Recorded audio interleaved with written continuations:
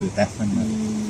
Yes, Ralph. So when the veils are finished, you know, for connecting with your ancestors and stuff like that. Memory of the So how we feeling so far then? About this, Yeah. I think it's good, man. I think it's got loads of potential. It's massive, it's huge. It's got fresh air. So nice. And the land actually feels alright. It don't feel like Something's already moved in. Yeah. like we're in a city anyway. Like, what are you going to get in a city? You know what I mean? I mean, if we could get it cheap as well, I think it'd be worthwhile. Right? You can get it cheap. Okay, so some ideas. So some of our suggestions so far have included retreats. That's one. Adventure park.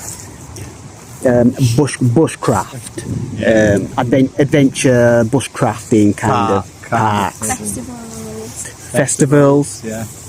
I mean, it's a nature reserve, so I think we'd certainly be aiming to, I imagine, keep it conserve it Watching, as it is. animals. Right, so we could encourage bird watching, sure, and there's been plenty of wildlife. More wildlife.